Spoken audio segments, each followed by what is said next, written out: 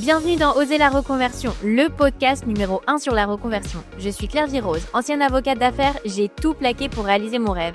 Et ça a été la meilleure décision de ma vie.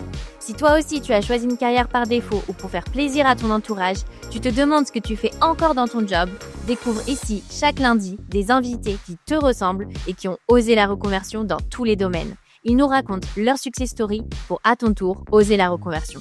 Encore aujourd'hui, en 2025, en France, les inégalités entre les femmes et les hommes sont bien là. Inégalités professionnelles, financières ou encore des charges domestiques. Et en termes de reconversion, on constate la même chose. 30% des femmes ne se reconvertissent pas par peur de manque de ressources financières contre seulement 22% des hommes. Les femmes sont peu éduquées sur les sujets financiers et c'est là tout le problème.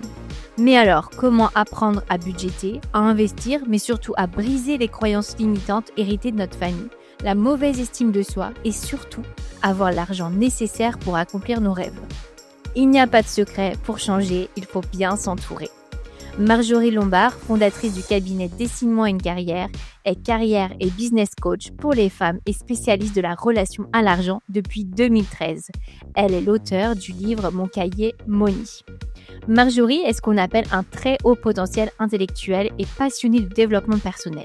Elle propose une vision unique, spécialement conçue pour les femmes qui visent l'excellence dans leur vie pro et financière.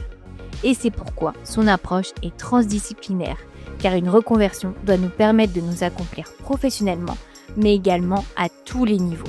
Marjorie nous donne par exemple les clés pour nous reconnecter à notre instinct et à notre sensibilité pour nous permettre de trouver le projet que l'on a toujours eu au fond de nous, mais surtout pour nous aider à le mettre en place concrètement, financièrement et matériellement. Elle aide aussi les femmes à améliorer leur relation à l'argent et leurs finances grâce à la formation Money Up. 2025, c'est votre année. Alors rendez-vous dès maintenant sur dessine-moi-une-carrière.com/oser, dessine sans S, pour bénéficier gratuitement d'une première séance diagnostic offerte avec Marjorie. Vous pourrez aussi vous y inscrire à sa newsletter spéciale argent. Je vous mets le lien dans les notes de l'épisode. Aujourd'hui, j'accueille dans Oser la reconversion Sandrine. Après avoir été responsable juridique dans une grande entreprise à Paris, Sandrine est devenue prof de yoga. Elle est suivie par plus de 29 000 abonnés sur les réseaux sous le pseudo French Yoga Girl. Avec un père psychiatre, son destin était tracé. Sandrine allait devenir psychiatre elle aussi.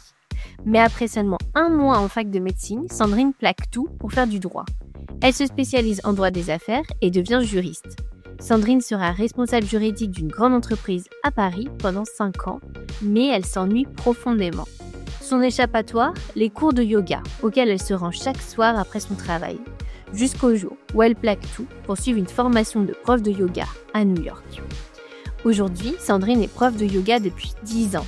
Elle donne principalement des cours de yoga en ligne et est spécialisée en yoga vinyasa et yoga prénatal et postnatal. Alors avec Sandrine, on a évoqué la déception de son père lorsqu'elle a abandonné médecine, l'ennui qui la rongeait lorsqu'elle était juriste, comment le yoga a été un déclic pour se réaligner, la réaction de ses proches à l'annonce de sa reconversion et comment gagner sa vie en tant que prof de yoga dans un milieu hyper concurrentiel. Mais je ne vous en dis pas plus et laisse place à ma conversation avec Sandrine. Bonjour Sandrine, bienvenue dans Oser la reconversion, je suis ravie de t'accueillir. Bonjour Claire-Vie, merci pour ton accueil. Alors, est-ce que tu peux te présenter? Alors bien sûr, je m'appelle Sandrine Bridou, j'ai 39 ans. Je vis à Paris, mais je suis sur le point de déménager à Biarritz dans quelques mois. Je suis actuellement professeure de yoga. Je dis actuellement parce que j'ai eu une autre vie avant et on ne sait jamais, peut-être que je vais de nouveau changer. Et j'étais avant donc juriste d'affaires. Alors ça fait quasiment 10 ans que tu t'es reconvertie pour être prof de yoga. Et donc avant, oui, tu étais juriste. Donc c'était vraiment une toute autre vie. Est-ce que tu peux nous raconter un peu comment tu as décidé de faire des études de droit et de droit des affaires? Alors, j'ai fait à la base un bac S dans le but de faire médecine. Donc, le droit était pas vraiment prévu en fait sur mon chemin. Je m'étais toujours prédestinée, mais depuis toute petite, à être psychiatre comme mon père. Donc, il était logique pour être psychiatre de faire médecine. Donc, moi, depuis le début, j'allais faire un bac S et j'allais faire des études de médecine. Sauf que, donc, j'ai passé mon bac, que j'ai réussi, je me suis inscrite en fac de médecine et j'en ai fait 1 mois. Et en fait, je me suis rendu compte que c'était pas vraiment ça que je voulais faire et que ça a commencé à me créer, des angoisses parce que je me suis dit, en fait, là, mon chemin, il est tout tracé et surtout, j'ai pris conscience que j'étais en train de faire ça pour faire plaisir à mon père, pour chercher une reconnaissance que, bah, de toute façon, c'est pas comme ça qu'on obtient une reconnaissance. Donc en fait, j'ai commencé, à réaliser que, bah, non, j'étais en train de faire une grave erreur. Et à l'époque, en fait, mon petit ami était à la fac de droit et donc lui se prédestinait à être avocat ou notaire, enfin bref, à faire des études de droit. Et du coup, bah, je commençais un peu à regarder ce qu'il faisait et tout et au départ, je mettais des œillères, je voulais pas trop voir ce qu'il faisait parce que j'avais peur que ça m'intéresse. Jusqu'au jour où je me suis dit: «Je peux pas continuer, c'est pas pour moi et je pars en droit». Donc en fait, ça s'est un peu décidé au hasard. La fac de droit de Montpellier m'a gentiment acceptée alors que j'avais raté déjà 1 mois. Donc je suis arrivée 1 mois en retard, mais au final, tout s'est bien passé et bah, j'ai fait mes 5 années, d'études de droit à Montpellier. J'ai fait un magistère DGCE, donc en droit des affaires et pendant les études, tout se passait bien. Et comment réagit ton père alors quand tu as décidé de quitter médecine? Ah beh, pas très bien, pas très bien. Au début, même il voulait plus me voir donc j'ai dû aménager pendant un certain temps chez mon petit ami, bref, ça a été très, très compliqué. Je pense qu'il a mis un certain temps à accepter que je parte en études de droit, puis il s'est fait une raison en disant: «Bah, c'est pas grave, ma fille sera avocate». Et quand on connaît la suite, c'est vrai qu'on rigole un peu, mais bon, voilà. Sauf que pendant les études, on est amené à faire des stages en cabinet d'avocat. Et en fait, je me suis rendu compte qu'il y avait, je trouve ça vraiment spécifique aux études de droit, un vrai décalage entre les études de droit et le métier d'avocat, en tout cas. Donc j'ai fait plusieurs stages et ben, je me suis rendu compte que ça ne me plaisait pas du tout. En plus, bon, peut-être c'était pas un choix stratégique, mais j'avais fait des stages dans des cabinets, anglo-saxons, donc avec un énorme rythme et je voyais bien que les gens, ils avaient pas trop de vie à côté de leur métier et ça m'a un peu créé des angoisses parce que moi, quand même, c'est quelque chose que j'ai depuis tout le temps. J'ai vraiment besoin d'un équilibre entre vie privée et vie professionnelle. C'est quelque chose, j'ai toujours su que je voulais pas de me donner corps et âme à un métier. Je voulais avoir une vie vraiment à côté. Donc là, j'ai commencé à me dire: «Ouh là là, c'est peut-être pas pour moi». Donc je me suis dit: «Bah, je vais, tenter, juriste d'entreprise». Donc à l'issue de mon DJCE, j'ai donc, postulé au départ pour faire, un stage de 6 mois parce que j'avais jamais fait d'entreprise. Chose que j'ai trouvée, mais 3 jours avant de commencer le stage, en fait, j'ai décroché un CDI. Donc j'ai pris ce CDI, c'était dans le secteur de l'énergie. Au départ, ça m'a plu. D'ailleurs, en plus, j'ai rencontré mon mari, donc j'ai aucun regret d'avoir pris ce job. Sauf que j'ai commencé quand même à m'ennuyer assez rapidement. Bah, face à l'ennui, comme quand même j'ai besoin de challenge, j'ai décidé de postuler ailleurs, de changer. Je me suis dit: «Peut-être qu'il me faut, un autre poste, quelque chose avec plus de responsabilités». Donc j'ai changé de boîte au bout de 3 ans. Donc je suis allée dans une autre boîte pour un poste de responsable juridique, donc avec plus de responsabilités. J'étais membre du comité de direction. Donc en fait, j'avais un peu, tout ce que je m'étais dit. Je m'étais fixé des objectifs et je les avais donc atteints. Sauf que rien à faire, je m'ennuyais toujours. Donc enfin et le problème, c'est que je sentais que je commençais un peu à m'éteindre à l'intérieur et ben, en parallèle, je faisais du yoga et je réalisais petit à petit que la seule chose qui comptait pour moi dans la journée et qui était mon objectif, c'était de partir à 18h, 18h30 et de partir au yoga. C'était vraiment la seule chose qui me rendait heureuse, qui me rendait vivante au final et donc c'était la seule chose qui comptait, sauf que j'ai commencé, à y aller quasiment tous les jours.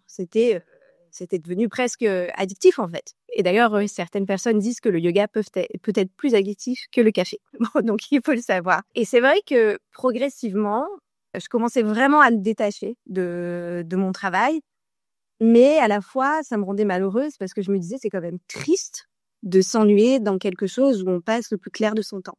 Et progressivement, c'est vrai que je me sentais de plus en plus éteinte et jusqu'au jour où j'ai osé demander à mon professeur de yoga, je crois que j'ai envie d'être yoga.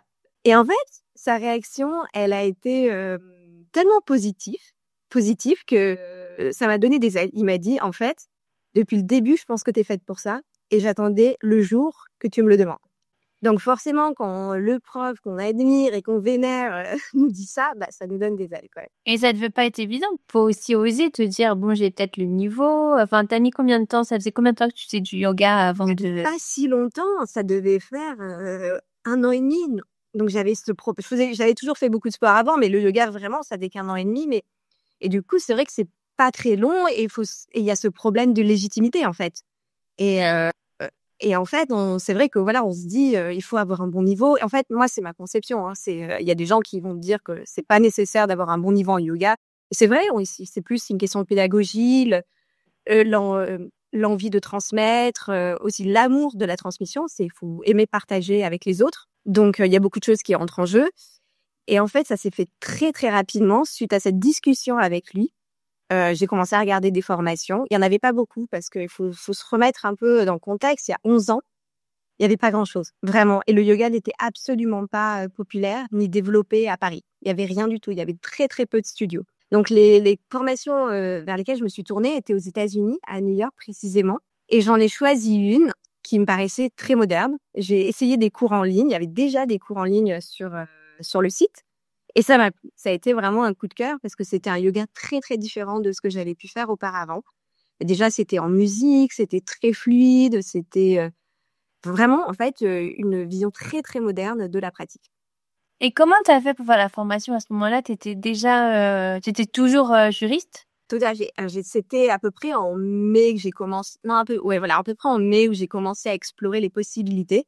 Et en fait, je me suis dit, il faut que je négocie une rupture conventionnelle et que je parte. Et en fait, ça s'est fait assez rapidement. Je suis arrivée à négocier parce qu'il y avait aussi eu quelque chose, quelques trucs qui n'avaient pas été clairs sur mon contrat. Les missions qui m'ont été données ne correspondaient pas à ce qui m'avait vraiment dit sur le papier, ni ce qui avait été indiqué dans mon contrat. Donc, j'ai joué là-dessus. En tant que juriste, on arrive peut-être plus facilement à obtenir des choses. Et je savais pertinemment que c'est très important dans un cadre, dans le droit du travail, d'avoir une mission qui est clairement éditée dans un contrat de travail.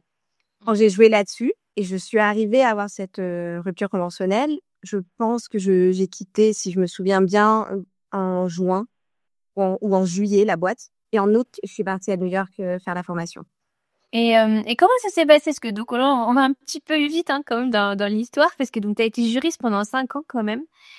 Comment ça s'est passé un peu tu vois, le process de dire c'est pas fait pour moi, il faut que je fasse autre chose parce que entre bah je m'ennuie et tu aurais pu aussi te faire une raison, te dire bon bah c'est ça la vie d'adulte, on a un métier qui nous passionne pas forcément, mais en même temps je suis bien payée, c'est ce qu'il faut que je fasse. Comment tu as eu un peu le processus de dire il faut absolument que je parte au bout de 5 ans? Mais c'est vrai que c'est tout à fait juste, oui, parce qu'il y a le confort, il y a le salaire, il y a et c'est sûr et surtout j'avais des missions qui pouvaient peut-être, je sais pas, faire rêver des choses, des gens, enfin comme le statut social ou les choses comme ça. Mais personnellement, moi, ça ne m'apportait rien. Donc je sentais que j'étais en train de m'éteindre et je me disais et j'avais l'impression que c'était pas ma mission dans la vie en fait, tout simplement. J'avais besoin, je pense, déjà d'un métier plus créatif, d'un métier avec plus d'humain. Je pense que c'était aussi pour ça que le métier de psychiatre m'avait plu. Également, je pouvais pas avoir un métier sédentaire, je crois. Je crois que je supportais plus rester assise et faire les mêmes choses. C'était trop redondant pour moi, trop répétitif. J'avais sincèrement le sentiment de répéter tous les jours la même chose, comme d'être un magnétophone qui répète les mêmes conseils juridiques aux commerciaux, au marketing, bref, en fait, j'étais dans une sorte, je pense, pas de burn-out, mais ce qu'on appelle le bore-out. Le fait de s'ennuyer et d'en devenir fou, en fait. Ouais. Et j'étais devenue complètement obsédée par le yoga. La seule chose qui comptait pour moi, c'était de convertir le plus possible d'amis autour de moi au yoga, qui bien arrivent au yoga, j'étais saoulante, je pense, qui découvrent cette pratique qui était incroyable. Et je me souviens, à chaque moment de relaxation, à la fin du cours de yoga, en fait, on dit que le yoga, ça aide à se recentrer, à voir l'essentiel. Et c'était exactement ça. À chaque fin de cours, je me disais, mais tu dois être ailleurs, en fait. T'es pas là, t'es pas à ta place, là où tu es. Et je le ressentais vraiment, mais très fort en moi. Mais je suis pas la première personne que le yoga a fait quitter. Il y a plein de jobs qui ont été quittés avec le yoga, mais vraiment beaucoup. Comment tu as eu le déclic de dire aujourd'hui c'est le jour où je vais demander ma rupture conventionnelle et je vais vraiment partir? Bon, alors, avant ça, quand même, j'en avais discuté avec mon mari, j'étais mariée. Donc, c'est un point que je tiens à souligner parce que je pense que c'est important. Je pense que peut-être que j'aurais pas réagi de la même manière si j'avais été célibataire et pas soutenue parce que un vrai partenaire de vie et quelqu'un aussi qui me soutenait dans ma démarche. J'en ai pas parlé à tant de gens que ça parce que je sais que les personnes ont tendance à projeter leurs angoisses sur nous et de toute façon, ça a été le cas quand même quand j'ai dit que je partais, hein. Plein de gens m'ont dit: «Mais tu devrais pas, tu devrais avoir un filet de sécurité, garder ton job». Sauf que moi, je pense que on ne peut pas se lancer à 100% dans un projet si on n'est pas 100% focus dessus. Donc j'en ai pas tant parlé que ça, mais c'est vrai que ça a été quand même très rapide entre le moment où j'en ai parlé à mon prof de yoga et le moment où j'ai pris la décision, de négocier la nourriture conventionnelle qui a été finalement assez rapide. Et c'est vrai que le jour où ils me l'ont accepté, moi, dans ma tête, j'étais déjà partie, en fait.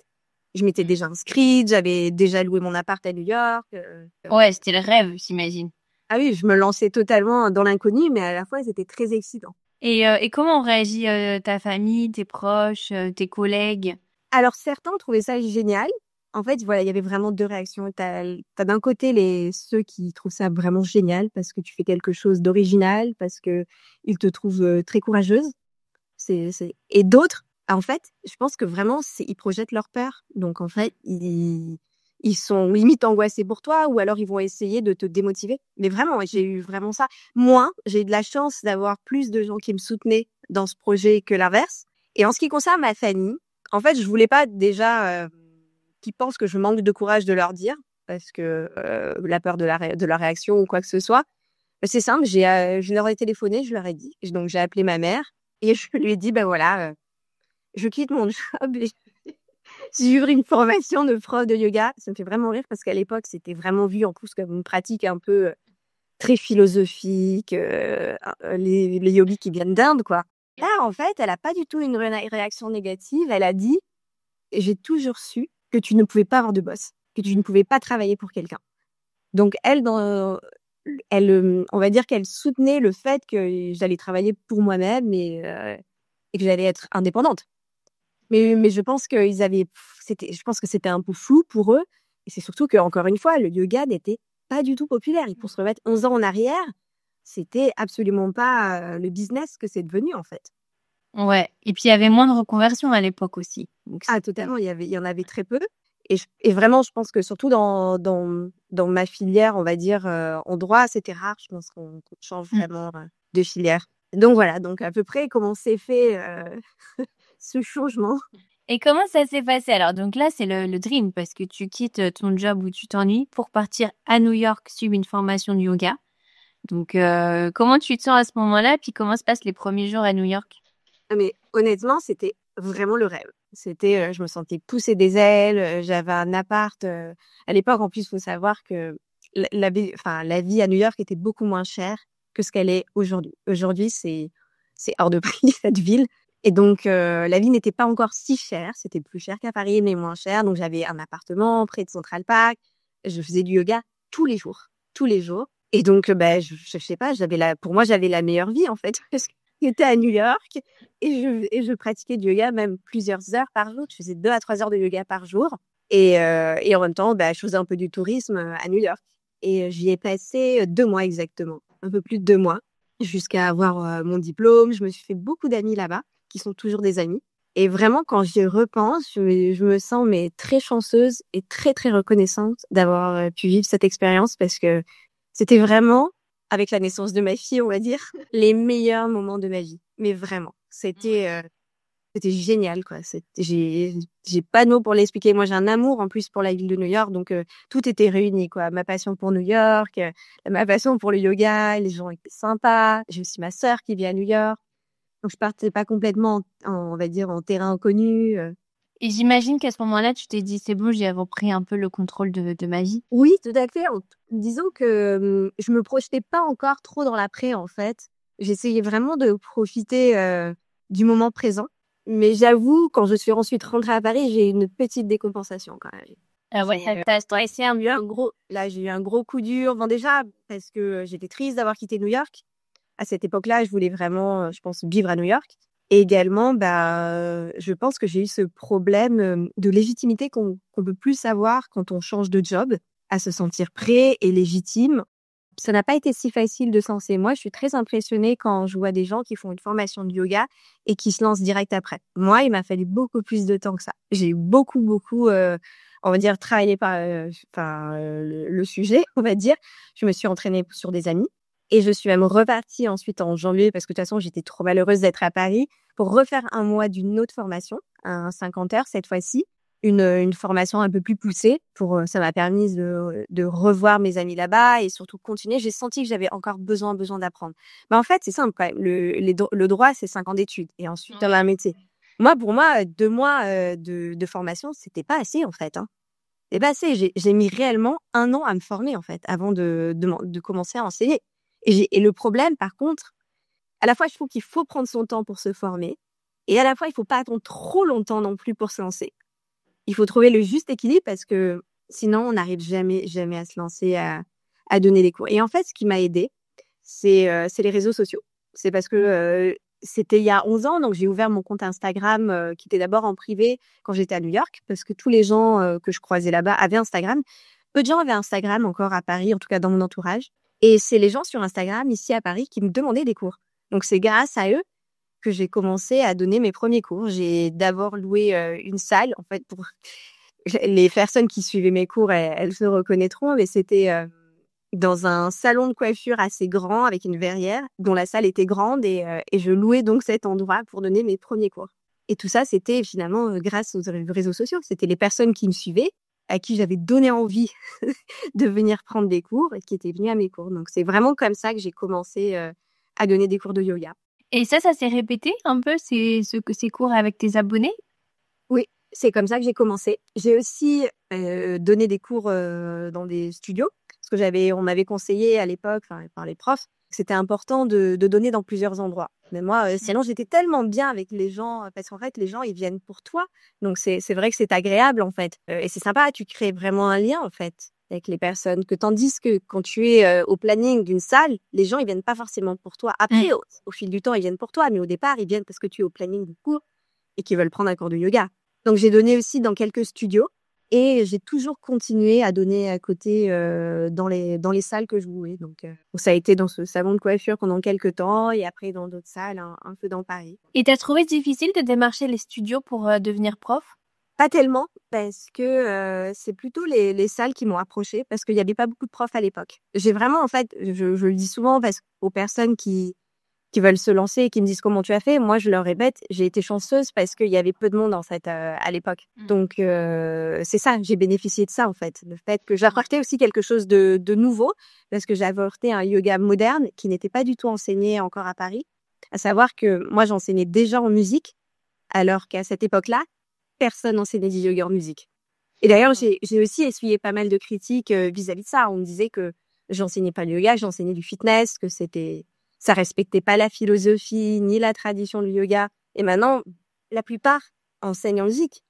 Donc, alors qu'à l'époque, non, c'était du yoga beaucoup plus traditionnel. Combien de temps t'as mis à peu près à réussir à en vivre de ton activité? Donc, t'avais ta rupture co, donc t'avais le chômage pendant 2 ans, j'imagine? Exactement. Et ça t'a aidé pour la transition? Oui, tout à fait. Alors déjà, ça m'a beaucoup aidé pendant toute cette période de formation. Et quand j'ai commencé à travailler aussi, parce que ça m'a apporté un supplément. Donc en fait, je déduisais les revenus de ma part du chômage et c'est donc bien sûr ça accompagne. Hein, d'ailleurs à ce sujet, j'en profite pour dire que j'avais eu un super conseiller Pôle Emploi qui était adorable et qui m'avait soutenue à 100%, et qui m'avait bien accompagnée, mais c'était incroyable. Et je pense que ça, encore une fois, ça fait partie des personnes qui ont joué à la confiance en laquelle j'avais mise toute mon activité, en fait. Et alors, est-ce que tu peux nous présenter ton activité aujourd'hui un petit peu? Comment ça a évolué? Parce que donc ça fait 11 ans. Et comment tu t'organises aujourd'hui? Alors, c'est très différent. En fait, le vrai changement, en fait, ça a été le Covid. Avec le Covid, moi, je me suis mise, comme tout le monde, à donner des cours en ligne. Et c'est comme ça qu'en fait, j'ai développé ma clientèle en dehors de Paris. Et maintenant, c'est vrai, et j'ai jamais arrêté. J'ai tout le temps continué. Donc, je donnais à la fois des lives sur Instagram et à la fois sur Zoom, à peu près tous les jours. Je donnais des cours tous les jours sur Zoom. Et j'ai jamais arrêté. J'ai toujours continué. Et maintenant, ma clientèle, je dirais qu'elle est Elle est même plus grande en dehors de Paris, même il y en a à l'étranger, que dans Paris même. Donc maintenant, j'ai complètement switché sur le digital, enfin en ligne, parce que par rapport maintenant à ma situation familiale aussi, c'est le plus facile. J'ai entre-temps une petite fille qui a maintenant 2 ans et demi, qui est restée longtemps avec moi au final, parce que je l'ai seulement fait garder à 16 mois et demi et encore elle allait qu'à la garderie 4 après-midi. Ouais, voilà, 4 après-midi, donc pas de poids non plus, pouvoir faire grand-chose. Et là, elle est à l'école depuis septembre, mais les horaires sont pas très longs. Donc, j'ai jamais eu de nounou. Donc, c'est vrai que ça, en fait, le fait de travailler en ligne, bah, ça te permet d'avoir quand même une énorme liberté et vraiment, en fait, créer son propre, on va dire, planning et agenda autour de ça. Donc ça, je l'ai décidé parce que je voulais vraiment profiter de ma fille et de la voir grandir. Donc, je n'étais pas certaine de réagir comme ça. De toute façon, on ne sait pas quelle mère on devient avant de devenir. Je pense que je suis aussi devenue comme ça par rapport à la grossesse que j'ai vécue, qui a été compliquée. À plusieurs moments, j'ai eu peur de la perdre, donc je pense que c'est une manière aussi de compenser. Mais je suis à l'heure actuelle très contente en fait de pouvoir m'occuper d'elle et lui accorder du temps. Parce que si quelque chose que j'ai bien pris conscience ces dernières années, c'est que le temps, c'est la plus grande richesse. C'est vraiment la plus grande richesse. Et c'est la seule chose qu'on ne récupère pas. Donc voilà, à l'heure actuelle, c'est surtout en ligne et également depuis la naissance de ma fille, mon focus il a été un peu changé finalement sur ce que j'enseigne. Je suis vachement plus sur un objectif de santé et surtout autour de la femme parce que donc j'ai vécu le postpartum et j'ai réalisé à quel point le yoga c'est un outil incroyable en fait pour réparer le corps, pour récupérer le corps, mais aussi se faire du bien mentalement, s'accorder du temps pour soi. Et à peu près 1 an après la naissance de ma fille, je me suis formée en pré et postnatal. Et ça a été un sujet qui m'a vraiment passionnée. Je pense que ça a été une des formations dans laquelle j'ai appris le plus de choses. C'était fascinant. Et parce que le corps de la femme est fascinant et puissant. Et en fait, voilà, on va dire que ça a fait naître une nouvelle passion. J'ai envie d'aider les femmes pendant leur grossesse, après leur grossesse, parce que je pense effectivement que le yoga, c'est un outil incroyable. Donc, c'est déjà un peu le cas, me diriger vraiment dans ça, travailler enfin, accompagner des femmes en one-to-one sur ça, pour reprendre confiance à la fois physiquement et mentalement. Et sinon, on va toujours continuer à donner. Maintenant, j'ai un peu changé le format de mes cours. Je crée plus des programmes avec une thématique particulière parce que j'aime bien me plonger dans un sujet, creuser et proposer quelque chose sur une thématique, comme par exemple améliorer sa souplesse, améliorer sa force, un travail aussi sur la détox. Et voilà. Et ce qui m'a inspiré à faire ça, c'est qu'en janvier, j'ai lancé un programme de 21 jours de yoga. Et c'est un programme qui a très bien marché. Et à la suite de ça, beaucoup m'ont demandé, bah, tu devrais continuer tous les mois à proposer un nouveau programme. Donc en fait, c'est en ce moment ce que je fais, c'est que j'essaie de proposer des programmes différents de yoga sur une thématique particulière.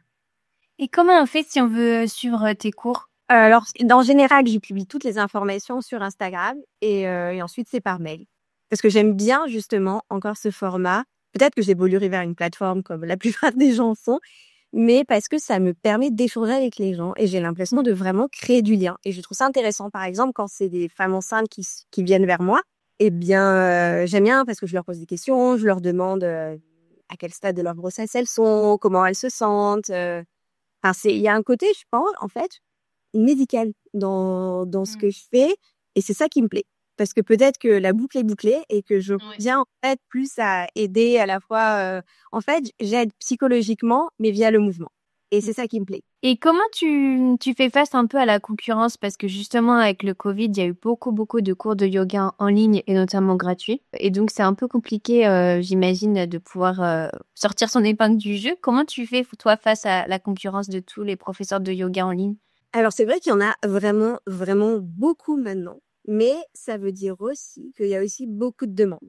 Donc, moi, j'ai toujours essayé de le voir comme ça. Je me dis, bah, en fait, c'est juste que plus il y aura de profs de yoga, de toute façon, plus ça va développer la pratique, plus ça va développer le business. Et il faut le voir en fait donc comme une concurrence qu'on appelle, je crois, voilà, j'ai du mal à le dire. Bref, quelque chose de Oui, positif, une qui concurrence. éduque un peu, qui éduque le marché. Et je pense que si, ça c'est spécifique, je trouve particulièrement au yoga, c'est que de toute façon, on enseigne qui nous sommes. Nous enseignons qui nous sommes plutôt. Donc, les gens, en fait, ils vont prendre notre cours parce qu'ils aiment notre énergie, ils aiment notre personne, ils aiment ce qu'on partage. Ils vont apprécier comment ils vont se sentir à la fin de notre cours. Et c'est ça le plus important, en fait. Donc, c'est vrai qu'il y a un peu, je trouve, dans le yoga, une espèce de course à la performance. C'est qui fait la meilleure posture, qui pratique le mieux et tout. Alors qu'au final, le plus important, c'est comment les gens vont se sentir à la fin de ton cours. C'est ça, c'est l'impression que tu vas leur laisser, c'est l'énergie que tu vas leur laisser. Donc, de toute façon, moi, je me dis, bah, voilà, c'est les gens, ils vont prendre mon cours parce qu'ils aiment pas uniquement le contenu, mais également la personne. Donc voilà, je pense que c'est juste qu'on attire les personnes qui nous ressemblent. Oui, il y a beaucoup de concurrence, c'est vrai, surtout quand je compare quand j'ai débuté. Donc il faut peut-être plus se démener pour trouver sa clientèle, c'est clair et net. Moi, j'avoue, ça a été facile parce qu'il y avait pas grand monde. Mais d'un côté, ça pousse à continuer à s'améliorer, à continuer à créer sa niche. C'est ça qui est important aussi. Je pense que c'est en fait avoir sa touche personnelle, sa signature. Donc c'est vrai que moi j'ai tendance à éviter de trop regarder ce qui se fait pour pas pour ne pas être polluée, parce que c'est vrai que pour certaines personnes ça peut on va dire plus les inspirer ou quoi que ce soit, mais moi j'aime bien rester dans mon truc, penser à mon truc et me focaliser là-dessus. Parce qu'en plus, on va pas se mentir, mais les réseaux sociaux, ça prend tellement d'énergie, ça prend tellement de temps. Donc voilà, moi j'essaie de me reconcentrer sur moi. Oui, c'est la question que je dois te poser aussi parce que tu as 29 000 abonnés sur les réseaux sociaux sous ton pseudo French Yoga Girl. Et est-ce que ça t'a aidé, tu trouves, de développer ce compte Instagram? Est-ce que tu prends du temps aussi pour le développer? J'ai vu que tu étais un peu moins active récemment sur Instagram. Totalement, totalement. Non, c'est vrai que depuis que j'ai eu ma fille, je suis beaucoup moins parce que ça prend beaucoup de temps. Aussi, Instagram a beaucoup changé.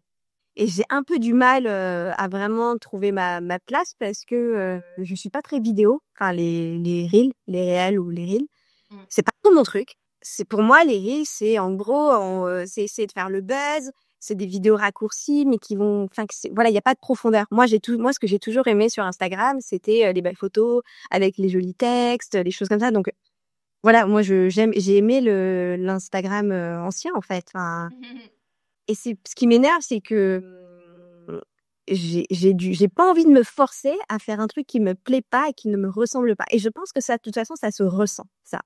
Quand on n'aime pas forcément ce qu'on fait, ben, je pense que ça se ressent. Et surtout, enfin, voilà, Instagram a évolué vraiment comme TikTok. Et moi, j'ai jamais aimé TikTok, j'ai jamais été sur TikTok. J'aime pas trop cette plateforme, cette application. Donc voilà, c'est ça qui m'a un peu découragée. Mais j'avoue que ça me manque un peu parce que avant j'étais motivée quand même.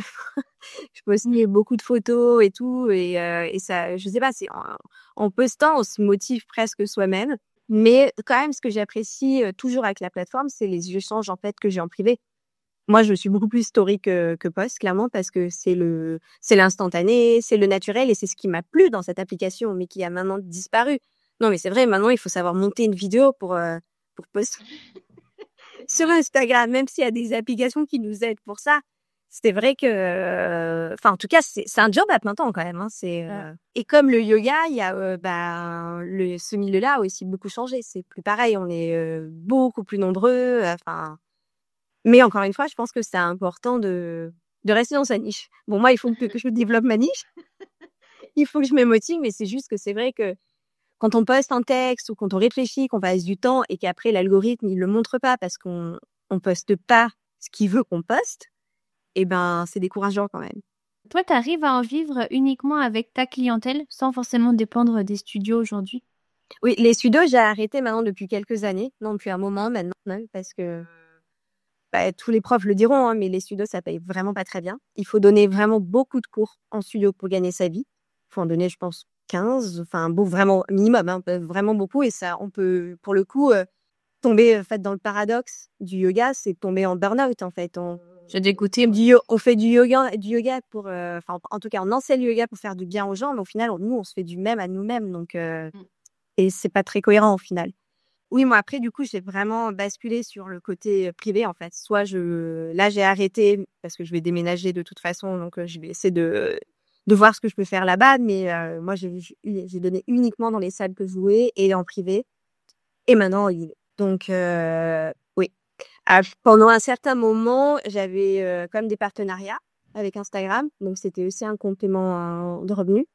Et mais c'est vrai que j'en fais aussi moins. Mais parce que de toute façon, c'est pareil parce que je suis plus très active sur Instagram, donc j'intéresse moins et c'est normal et c'est surtout, les nouveaux créateurs, intéressent plus, les marques. Ça fait partie du jeu de toute façon, hein. C'est comme ça et tant mieux, la roue tourne et il faut que chacun ait sa chance, hein, surtout que Et donc, tu parles un petit peu justement des douleurs physiques et c'est la question que je voulais te poser parce que quand on passe d'un métier de bureau comme ça à un métier physique, est-ce que tu as trouvé difficile un peu au début ce nouveau quotidien de prof de sport? Physiquement, non, parce que, il faut savoir que de toute façon, l'humain est fait pour être en mouvement. Donc moi, je suis quelqu'un, plus je suis en mouvement, plus je me sens bien. Moi, rester assise, j'avais des douleurs au dos, j'avais des douleurs à la nuque, j'avais souvent mal au ventre aussi. Et en fait, plus je suis en mouvement, plus je bouge à droite à gauche, et ben, plus je me sens bien. Après, il y a eu un moment, en plus, comme je faisais du sport à côté et je donnais beaucoup de cours, c'est vrai que je pense que là, j'avais mis mon corps quand même dans un stress physique et je m'en suis rendu compte, bien après, en fait, qu'en fait, je pense que j'étais trop mince, je pense, par rapport à ce que je devais être et c'est là que j'ai commencé à avoir quelques soucis hormonaux et je pense que c'est parce que je faisais, trop de sport. Comment tu gères ta grossesse justement quand tu es prof de yoga? C'est pas Ça, c'est simple, c'est que la grossesse, ben, ils m'ont arrêtée. J'ai pas eu le droit de travailler, donc quand il y a eu plein de soucis, ils m'ont arrêté de divulguer. Donc j'ai pas pu expérimenter ça. J'étais un peu triste, en fait, on va dire, parce que je me suis quand même pas mal ennuyée et en plus, qu'on n'est pas trop occupé, on a tendance à faire plus d'anxiété et à stresser, donc ça m'a pas vraiment aidée. Donc voilà. Est-ce que tu aurais des conseils peut-être à des auditeurs qui sont passionnés comme ça, tu vois, qui, comme toi, ont un métier où ils s'ennuient et puis le soir, ils ont leur passion et ils hésitent comme ça à switcher vers leur passion? Quels conseils tu leur donnerais? Moi, je leur dirais qu'en fait, on n'a qu'une vie, c'est pas les répétitions. Et si c'est vraiment quelque chose qu'ils ressentent dans leur trip, c'est d'y aller. Alors, d'y aller avec un cadre, c'est-à-dire de bien s'entourer, de vraiment d'avoir comme un club de supporters en fait autour de soi. Aussi de pas se mettre dans une galère financière, parce qu'on peut être aussi dégoûté de sa passion quand c'est trop difficile. Donc voilà, c'est d'avoir quand même un bagage, soit d'être soutenu par quelqu'un, soit d'avoir des économies, c'est important. Et également en fait d'avoir le courage. Non, dernière chose importante aussi d'établir un plan, de bien réfléchir, de pas non plus partir on va dire tête baissée, c'est d'établir en fait un plan d'action. Voilà. Est-ce que du coup, tu conseillerais peut-être de contacter des personnes qui l'ont déjà fait? Alors oui, honnêtement, ça peut donner confiance parce que quand on voit quelqu'un qui l'a fait et qui réussit, bah, ça prouve que c'est possible.